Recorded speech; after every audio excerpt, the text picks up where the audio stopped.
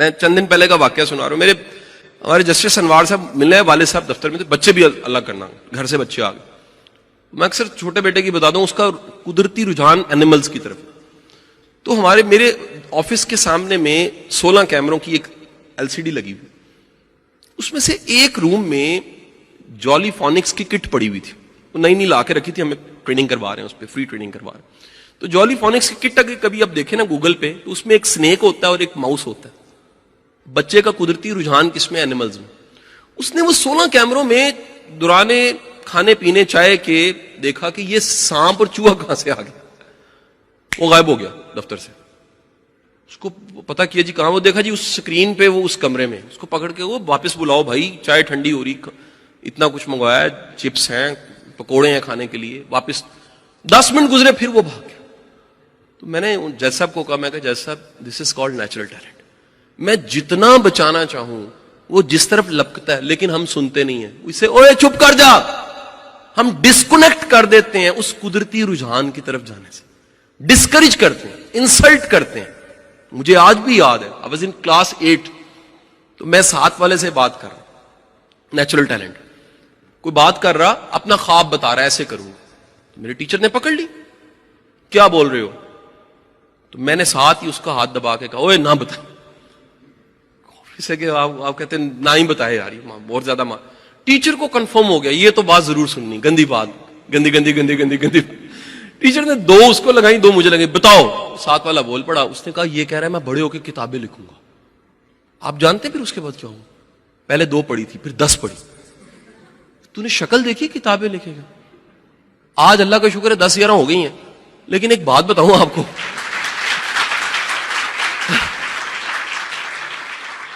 میرے جتنا ڈھیٹ ہو کے 10 لکھ سکتے ہیں آپ.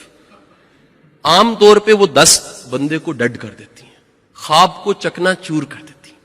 دنیا کا سب سے بڑا ظلم یہ ہے کہ جو جس کا نیچرل ٹیلنٹ ہے اسے وہ ٹیلنٹ چھین کے وہ کام کروائیں جو اس کے لیے وہ بنا ہی نہیں. ایک چیز بنی نہیں, قدرت نے اس کو نہیں بنایا. اچھا باقی سکلز ہیں, میں اس طرح بعد میں آؤں گا. ہم لوگوں کی ٹریجڈی یہ ہے, ہم نہیں دیکھتے کہ جو چیز قدرت نے ہم میں شوق نہیں رکھا, قدرت نے ہم میں پیاس نہیں رکھی, قدرت نے ہم میں وہ انرجی نہیں رکھی سیکھنے کی, ہم وہ چپ کر کے بھیڑ چال میں سیکھتے سیکھتے ڈگری لے کے فیلڈ میں جا کے فرسٹریشن کے ساتھ پوری لائف گزارتے ہیں.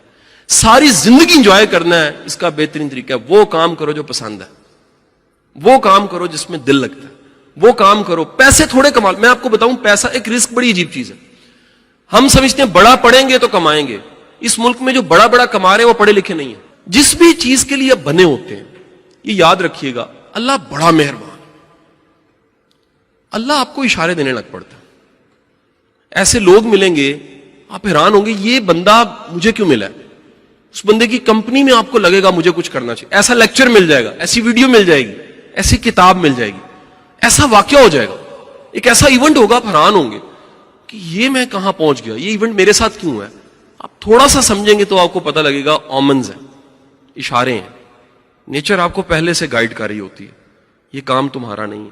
اس طرح ایک بڑے اشارے کی طرف تذکرہ کرنے لگا, اس کا بور ہونا, بوریت, یہ بہت بڑا اشارہ, اس کام کے لیے آپ نہیں بنے. میں پیچھے مڑ کے دیکھتا ہوں, مجھے یاد آتا ہے میری کلاس میں 105 لوگ تھے یونیورسٹی میں, اور جب ہم کالج میں تھے تو میرے FSC کے 7-8 سیکشن تھے, 327 لوگ تھے غالباً. اسکول میں ہم لوگ کو 210 تھے. 210, 327, 105, یہ سارا سیٹ مجھے آج بھی یاد ہے. ان سب کے سب دوستوں میں سوچتا ہوں مجھے اشفاق احمد صاحب کیوں مل گئے. وہ تو 121 ماڈل ٹاؤن تو سب کے لیے دروازہ کھلا ہوا تھا, وہاں کی نہ ٹکٹ تھی نہ کوئی اس کی فیس تھی, وہاں تو الٹا چائے ملتی تھی, پکوڑے ملتے تھے, کافی ملتی تھی. سب کو پتا تھا یہ زاویہ والا بابا یہاں رہتا ہے. میں وہاں کیسے پہنچ گیا, میں باقی سارے, میں پاکٹی ہاؤس میں کیوں جانے لگ پڑا. یاد رکھیے قدرت آپ کو فیسیلیٹیٹ کرتی ہے, تیار کرتی ہے. کوئی تیاری کا زمانہ ہوتا ہے اور کوئی اس تیاری کے بعد کے وقت میں آپ کو اس کا پے بیک آتا ہے. ایک ہمارے بڑے اچھے رائٹر ہیں, ان کا نام ہے طارق اسماعیل ساغر, آپ واقف ہیں؟ اس سے پہلے ابن صفی کی رائٹنگز ہوتی تھی, جاسوسی کہانی ہے. بعد کے وقت میں طارق اسماعیل ساغر کا بہت بڑا نام ہے. طارق اسماعیل ساگر صاحب سے میری بڑی اچھی دوستی ہے. میں نے ایک دن کہا کہ آج کیا کر رہے ہیں, تو وہ کہتے ہیں یار میں انٹیلیجنس پڑھا رہا ہوں کسی ادارے میں. میں کہا سر وہ کیسے پڑھا رہے ہیں؟ کہتے ہیں یار اللہ کی شان دیکھ, قدرت کسی وقت میں تیاری کروا کے کیسے کسی وقت میں رزق دیتی. میں کہا کیسے؟ یہ ان کی آٹو بایوگرافی میں لکھا ہے, واقعہ اس لیے سنا رہا ہوں, کوئی ایسا واقعہ نہیں ہے جو پرائیویٹ پرسنل ہے, ان کی آٹو بایوگرافی میں لکھا ہوا. وہ کہتے ہیں میں اسپائر تھا, جاسوس تھا, 1977 میں مجھے جیل ہو گئی انڈیا, 3 سال میں جیل میں رہا, جیل سے بھاگا. کہتے وہ 3 سال کا جو میرا مشاہدہ تھا, قدرت مجھے وہاں تیار کروا رہی تھی, آج وہ میرا رزق ہے. کہیں تیاری ہوتی ہے اور کہیں وہ رزق میں کنورٹ ہو جاتا ہے. آپ کی زندگی کا ایک واقعہ بھی بے معنی نہیں ہے. سیلف ڈسکوری کے لیے سب سے ضروری چیز آپ کو بتا رہا ہوں, لنکنگ ڈاٹ تھیوری سمجھے. کوئی واقعہ بے معنی نہیں ہوتا, کوئی ایونٹ بے معنی نہیں ہوتا, کوئی لمحہ بے معنی نہیں ہوتا. جو بندہ اپنی زندگی کے واقعات کو ڈی کوڈ نہیں کر سکتا, جو اپنی لائف کو ایکسپلین نہیں کر سکتا, میں یہاں کیوں پہنچ گیا, ایک خاص ٹائم پہ مجھے کراچی کو آنا پڑ گیا, مجھے یہ لوگ کیوں مل گئے, مجھے سازگار حالات کیسے دے دیے. جو بندہ اپنی زندگی کو نہیں سمجھ سکتا, وہ کوئی کتاب بھی نہیں سمجھ سکتا. زندگی کی سب سے مزیدار کتاب اپنی لائف ہے, اور اپنی لائف کو سمجھنا چاہیے کہ میرے ساتھ یہ واقعہ کیوں ہوا. سو آپ کو اومنز ملیں گے, لوگ ملیں گے, سب سے بڑھ کے یہ بڑا کلیئر سائن بتا رہا ہوں, اللہ اس کام کو آپ کے لیے آسان کر دے گا. یہ سب سے بڑی کرم نوازی رب کی. برونی ویئر وہ اپنی ریسرچ میں کہتی ہے, فیمس کتاب اس نے لکھی, پہلے وہ بلاگ لکھا چائے اینڈ نیوٹریشن کے نام سے, نرس نے, ٹاپ 5 ریگریٹس آف ڈائنگ, مرنے والوں کے 5 پچھتاوے. اس میں ایک پچھتاوا یہ تھا کہ وہ کہتے ہیں کاش ہم نے جتنا جمع کیا کچھ کھا بھی لیتے, استعمال بھی کر لیتے.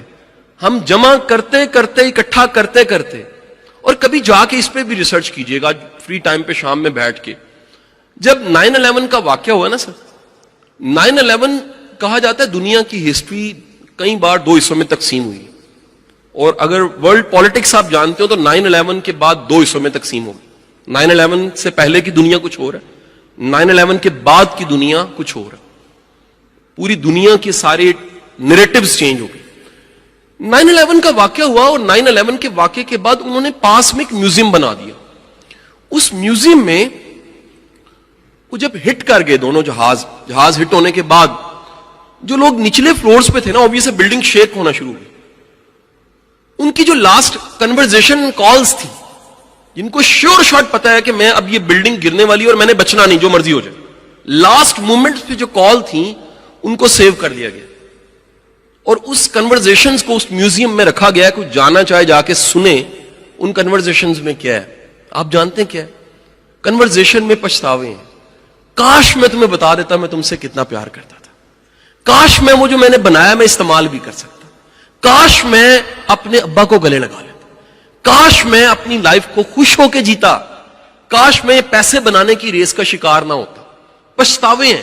لوگ اس مومنٹ پہ رو رو کے کہہ رہے ہیں کہ میں نے بھائی تجھے نہیں بتایا مجھے تیرے سے کتنی محبت ہے, بیگم میں نے تجھے نہیں بتایا میں تیرے بغیر نہیں رہ سکتا, بیٹا میں باپ تھا تیرا میں تجھے نہیں بتا سکا. اس وقت کا ریگریٹ ہے. اور میں بتاؤں پہلا ریگریٹ برونی ویئر کیا کہتی ہے, لوگ ٹرینڈز کو فالو کرتے ہیں, اپنے دل کو فالو نہیں کرتے, پیشن کو فالو نہیں کرتے. کبھی ہمیں اپنے اندر جھاتی مارنی چاہیے. سارے شاعر کہتے ہیں نا, صوفی شاعر بابے, اپنے اندر جھاتی مار. بلے شاہ, سلطان بہو سے تیرے اندر آب حیاتی ہوں. اقبال سے اپنے من میں ڈوب کے پاجا سراغ زندگی. سب کی سنی ہے, کبھی اپنی سنی ہے, ادھر سے سنا ہے کبھی. اور ایک آپ کو بڑی پکی بات بتاؤں, یہ بڑے آسانی سے پتہ لگ جاتا ہے آواز کہاں سے اندر سے آ رہی. یہ یاد رکھیے گا, جب بھی آپ کے اندر سے آواز آئے کہ اس کو پیچھے کرو اور خود آگے نکل جو, نفس ہے. کسی کا نقصان اور اپنا نفع ہے تو یہ نفس ہے. ون ون ہے نا, اس کا بھی فائدہ ہو میرا بھی فائدہ ہو, کاروبار ہے. کاروبار ہے. لاجک مائنڈ لاجک, جمع تفریق, نفع نقصان کی جب بھی خیال کی شکل میں آئے گا مائنڈ ہے.